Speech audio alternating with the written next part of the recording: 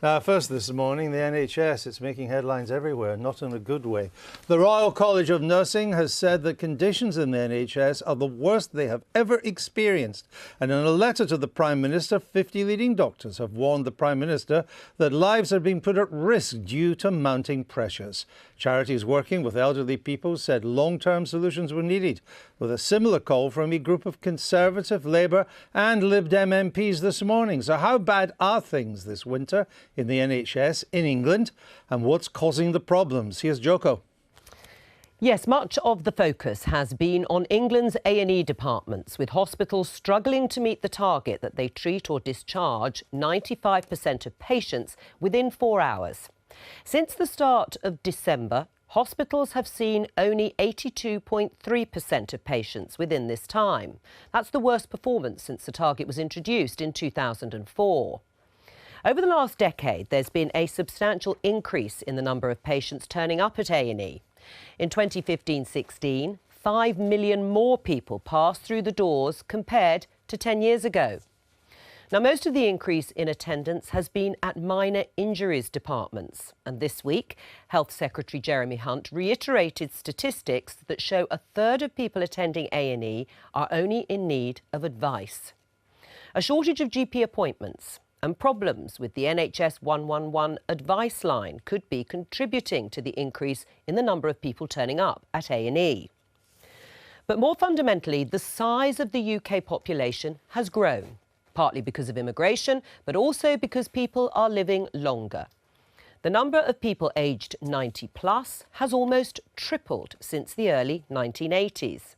Research shows older people tend to have higher rates of A&E attendance and are also more likely to need a hospital bed. Patients waiting for admission tend to wait longer in A&E, especially if wards are already full. Now, last month, the NHS reported dangerously high levels of bed occupancy, with 94.7% of beds full. Now, that's well above the safe threshold of 85%.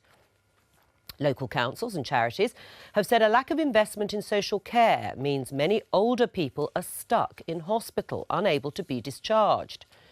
Official figures suggest this affects a third of patients. While the government has said that councils will be able to raise an extra 3% this year and 3% next year for spending on social care, council leaders called it a sticking plaster and are demanding a longer-term solution. Andrew. Thanks, Joko. Damian Green, the government says that the problem is caused by unprecedented demand on NHS services. What's causing that demand? Well, some of it is what Joe's just been talking about, and we know that the pressures are always high. There are clearly permanent pressures on the NHS. They're higher in winter. They're higher because we know when winter comes. The rising population. It comes at the same time every year in the calendar. What's causing the unprecedented demand? The unprecedented demand is partly due to rising population, as Joe has just said, and also things that the government is addressing, not just inside the NHS, where we're spending more money. We've met the NHS's demands for more money, the Simon Stevens plan, that we've got more doctors. We'll come back to that in a minute. More doctors, more nurses. Let's just try and unbundle this a bit. There is the social care aspect. I mean, I think that's well, we'll come to social care in a minute, but let's unbundle it. You say demographics. People are living longer.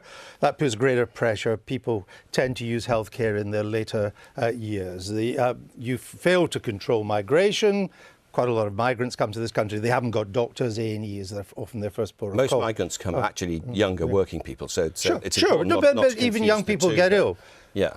Demographics and migration, both entirely predictable. They didn't come out of the blue. Why didn't you plan for them? Well, we did. I mean, this year specifically for winter, you're quite right, of course, about winter. We can see winter coming, and we did see winter coming. We spent £400 million last autumn on a specific plan for this winter. And so why is it not working? Well, it is working in some ways. It's the interesting thing, if you go below the surface of the figures, is how patchy the problems are. There are clearly problems. There have clearly been some bad events.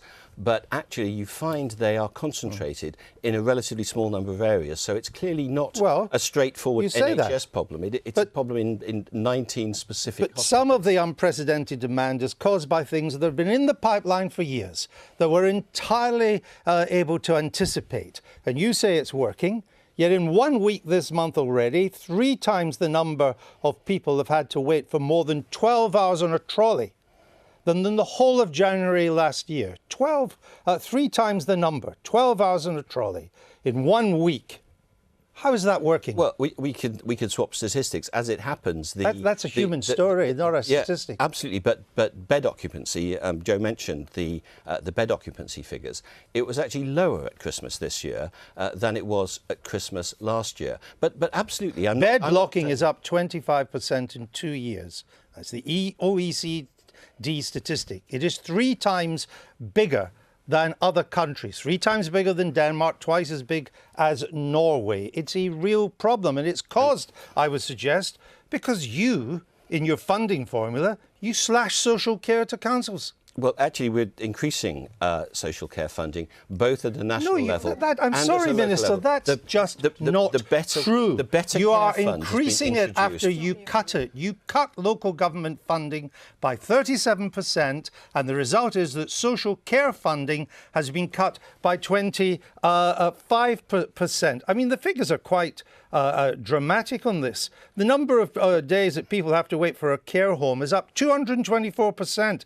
260 care homes have closed. But so that's why we have introduced both the Better Care Fund, which is straightforward national funding, and also the allowance for local councils to increase the precept, which they can now do this year and next year. It does. I'll come to you in a minute, but I think you'll appreciate what I'm doing here.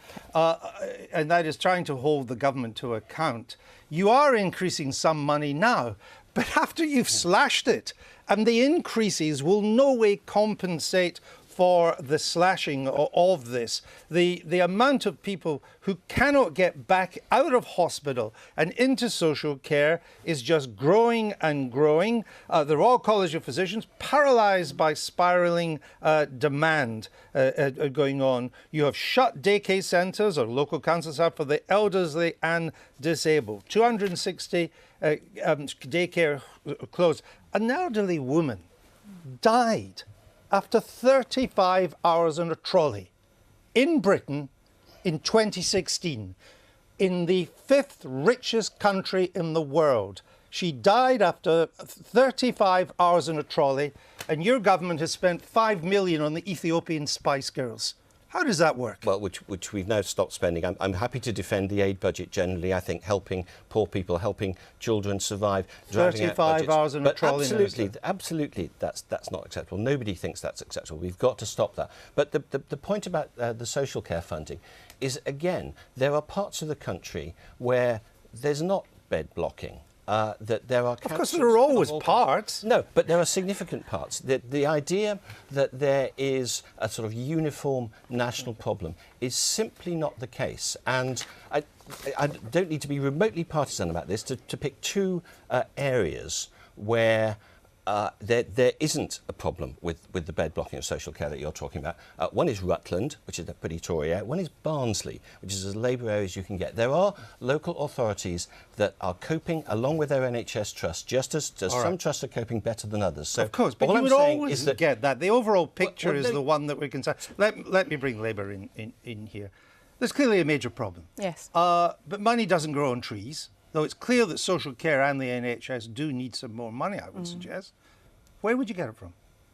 It's about the choices that you make. We heard the promise during the EU referendum about £350 million a week being made available to the NHS, and well, of course, that wasn't the government that promised that. But also, in terms we haven't left the government has been a little bit. They haven't left the EU yet. The government has been a little bit disingenuous in terms of the amount of investment that they have put into the NHS. 4.6 billion instead of the 10 billion that they actually.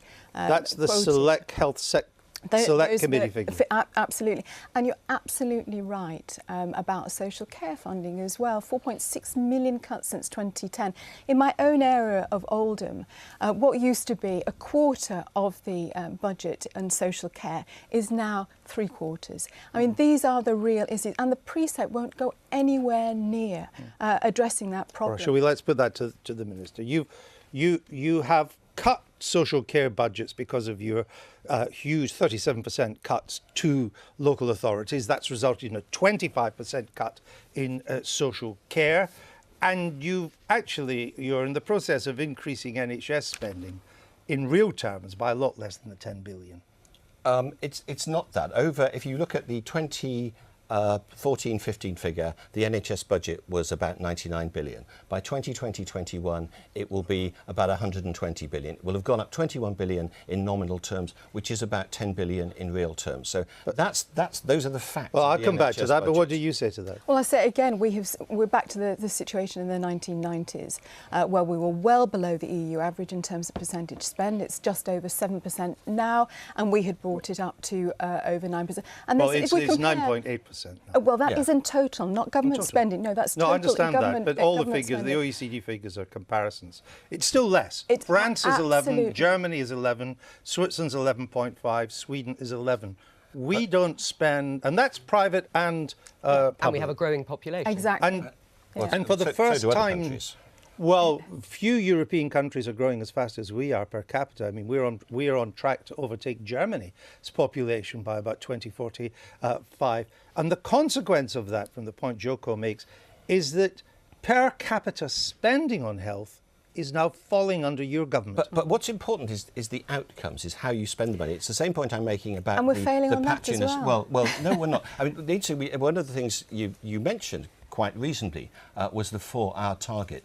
Look around the rest of Europe and see if anyone else matches that target. Well, you're not matching it. No, they don't. Well, you've effectively abandoned the 4-hour target. It's about 89%. As we aim at 95%. No, it's falling. We're in the 80%. Are so you abandoning we're not it? meeting. We're not abandoning it at all. Hold on a minute, Minister. 1 in 4 people now wait for more than 4 hours for A&E. It's a 4-hour target for emergency care. As it wasn't Jeremy Hunt. It was the Director of Acute Services in the NHS who said that 30% of people turn up at A&E who don't have an emergency. But the point is, nobody else even aspires to a 4-hour target. What's the point of applying to a target that you can't hit for 1 in 4 people? 18,000 people last week. As I say, people waiting 12 hours on a trolley. Do you know that 485 people had to wait more than 12 hours? That's not your target. Of course, if they're waiting for emergency care, of course